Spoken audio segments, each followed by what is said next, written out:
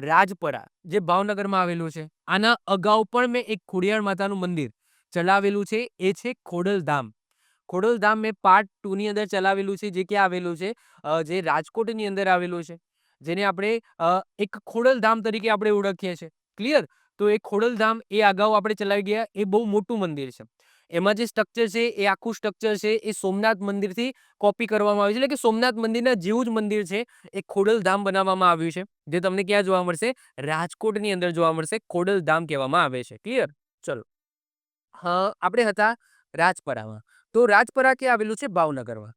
તો રાજપરાની અંદર પણ તમને ખોડિયાર માતાનું પ્રસિદ્ધ મંદિર જોવા મળશે. મંદિર કંઈક આવું દેખાય છે. અંદરની પ્રતિમા છે કંઈક આવી દેખાય છે.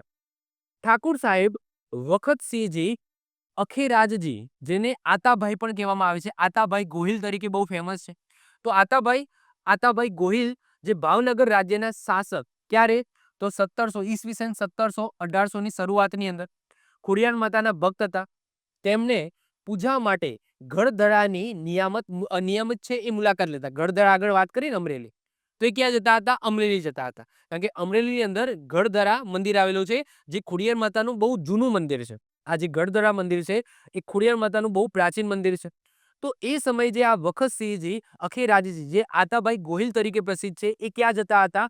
તો ખોડિયાર માતાના ભક્ત હતા અને ગઢધરામાં જે ખોડિયાર માતાનું મંદિર છે એ ત્યાં જતા હતા.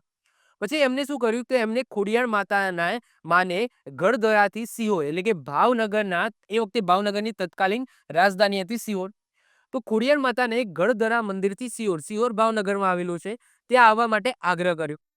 ખોડિયાર માતાએ ભાવનગર જવા માટે સહમત પણ થઈ ગયા, પરંતુ એક શરત મૂકી. શરત એવી મૂકી કે તમે મને લઈ જાઓ, વાંધો નહીં, હું પાછળ પાછળ આવું છું, પરંતુ તમારે પાછું વળીને જોવાનું નથી.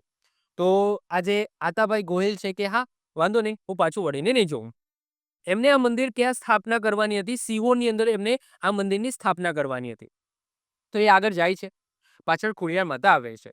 પછી આગળ જાય છે, રાજપરા પાસે પહોંચે છે અને માતાજીનો જે પાયલનો અવાજ છે એ બંધ થઈ જાય છે.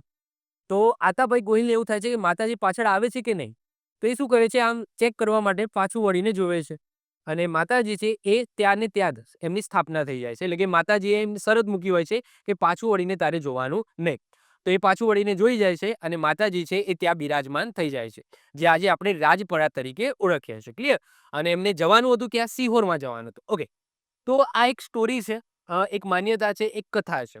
તો સિહોરના થોડા કિલોમીટર પહેલા રાજપરા પાસે માતાજીના પગલા અને એમની પાયલનો અવાજ બંધ થઈ ગયો.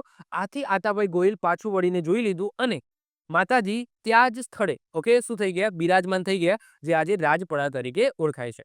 તો રાજપરાની અંદર પણ તમને ખોડિયાર માતાનું મંદિર જોવા મળશે, અને એની જે સ્ટોરી છે એ ગઢધરા મંદિર, જે અમરેલીમાં આવેલું છે, ખોડિયાર માતાનું મંદિર, એની સાથે સંકળાયેલી છે. અને અત્યારે જે લેટેસ્ટ બન્યું છે એ તો તમને ખબર છે, 2017માં એનું લોકાર્પણ કરવામાં આવ્યું, જે ક્યાં આવેલું છે? રાજકોટની અંદર આવેલું છે, જે ખોડલધામ તરીકે ઓળખાય છે. ક્લિયર? ચાલો.